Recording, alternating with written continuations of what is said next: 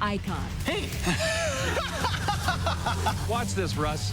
This is when I hit you. Oh, my! It is a total blessing for me to have been able to work in the place that I grew up and do what I really love. 5 Eyewitness News starts right now.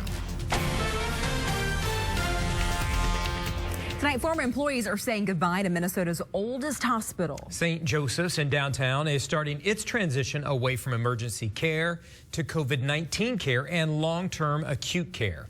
Joe Mason is live in St. Paul as employees bid goodbye. Joe.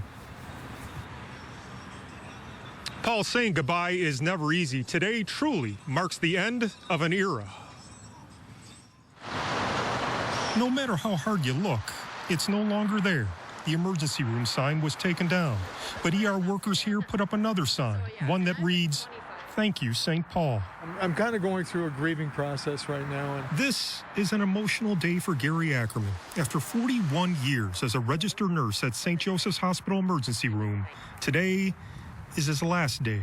This is my home, this is my professional family, and my friends. Today's a sad day,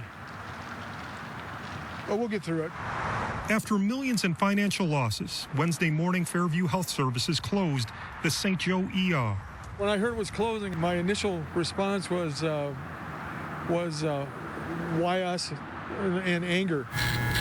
Philip Glass Jr.'s barbershop, House of Hair, is in the shadow of St. Joe's Hospital. I was actually born there, me and my little brothers and sisters. He's sad to see the emergency room close, which will lead to fewer people in his barber chair. From a business standpoint, patients, people that come to visit, family members that are in the hospital, and employees. St. Joe's will continue to serve COVID-19 mental health inpatients and long-term acute care. All other hospital services have been transferred to other sites. I do think that St. Paul is going to be suffering a little bit. They're going to be, with the COVID situation right now, everybody is extremely busy, overwhelmed, overtaxed, and all this is going to do is it's going to make us even worse. Remember I told you that the ER sign was taken down. There was one more sign we found from workers here. It simply said, "We will miss you." Now, Fairview says there are no layoffs here in the ER. Those workers are being transferred to other hospitals or retiring. Live in downtown St. Paul, Joe Mason, 5 Eyewitness News. Hey, Joe, thank you. So many Minnesotans got up early this morning to start clearing off that latest snowfall. And the last hour, I get to say this, Chief Meteorologist Dave Dahl is here with a check of the forecast day. Thank you very much, Paul. We did have 2.5 inches of snow officially here in the metro, so it was a little bit of a slick morning. Obviously, some of the side streets and those intersections icy as they have been now for the last couple of days. 21 in Minneapolis currently. It's down to 17 in St. Cloud. Temps have dropped very quickly up north where the skies have cleared a bit, down to 8 above right now. Bemidji, 6 in Grand Forks. It's going to be a chilly night across much of the state. As our skies clear, we're going to see those temperatures drop as well. I'll take you through the evening. 20 at 7 p.m., drops to 16 by 9, all the way down to 12 by 11, but it's not going to stop there. We should get all the way down to about 8 above to start out the day tomorrow, but a nice little warming trend. I think you're going to like the outlook, and I'll have that with our forecast. Okay, we will see you then, Dave. Today marks 1 year since staff at the Minnesota Department of Health first received word of a mysterious illness spreading in China. Well, a year later, we now know that illness has COVID-19. Today, state health officials provided an update on the effort to administer the new COVID-19 vaccine. Brandy Powell explains how this could impact guidance on restrictions.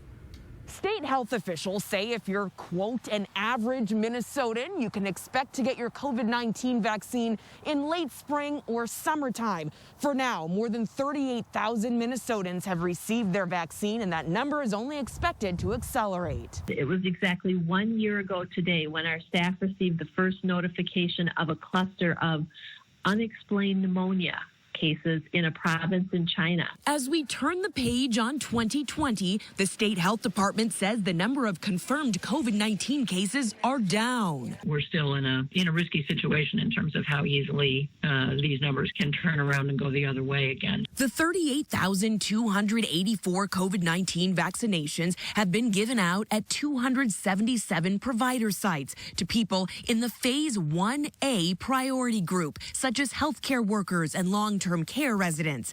An advisory group is meeting mid-January to provide the state with recommendations for people in Group 1B, which the state says will likely include people 75 and older and frontline essential workers. Actually, if you step back and think about it, vaccination is happening at an unprecedented pace. The state says it's still too early to determine how vaccine counts will affect restrictions on places like restaurants and health clubs. It's going to be some months before there's a large enough share of the population vaccinated to really have that change the risk profile, if you will. And state health officials say they're currently seeing lower testing rates. They say right now there is a lot more testing capacity than is being used. They're reminding Minnesotans more testing helps lower transmission rates. Reporting in St. Paul, Brandy Powell, 5 Eyewitness News. Taking a look now at the current coronavirus situations in Minnesota and Wisconsin.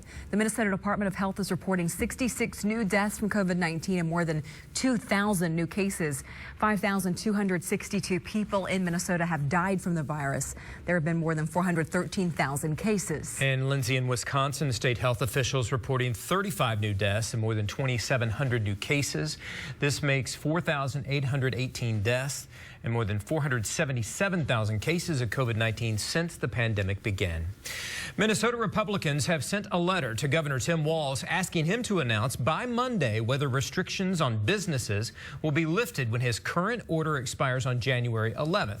The letter, written by Senators Michelle Benson and Eric Pratt, say businesses need advance notice so they can prepare to reopen. Now, under the governor's current order, entertainment venues are closed while restaurants and bars are limited to outdoor dining and carry-out service.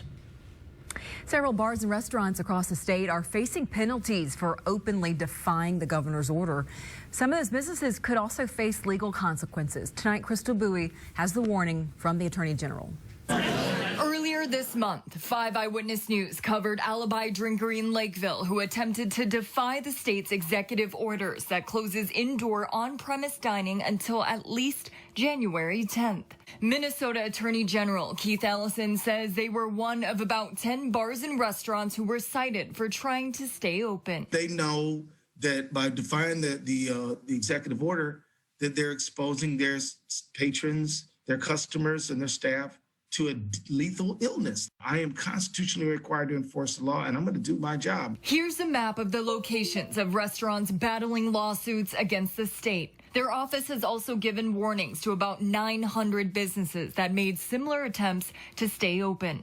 There are no records, though, of any Twin Cities restaurants being cited. Everybody wants to keep you in business, but this illness and this dangerous, lethal virus is so dangerous that we need you to comply with the orders. Ellison says there are better ways for restaurants to handle business. I want people to know that the state legislature has passed over $216 million in relief aid to you. Please contact the proper authorities and get that money so you can keep going.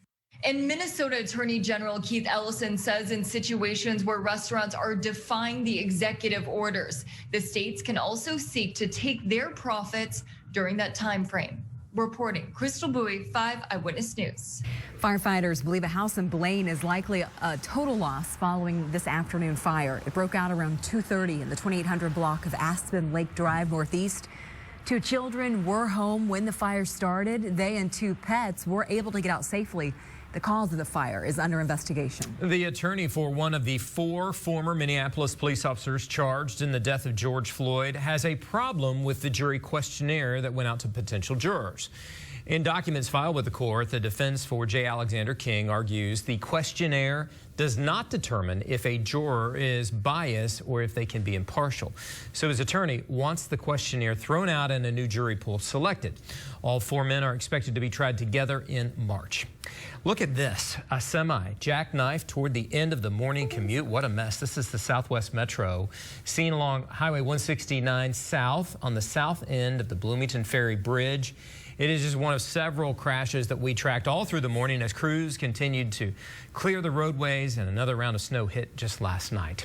Brooklyn Park police are investigating the deaths of 2 people found in a vehicle Officers found their bodies Tuesday afternoon in the area of Zane and 63rd Avenue.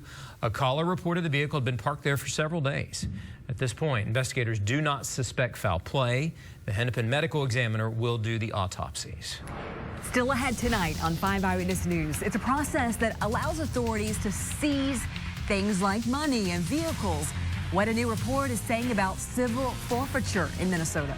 And after another day of clouds, sunshine will return. I'm going to show you when and just how much it's going to warm up with our forecast. Plus, the end of an era at 5 Eyewitness News. The moments and people that have helped make Dave a Minnesota icon. 5 Eyewitness News is presented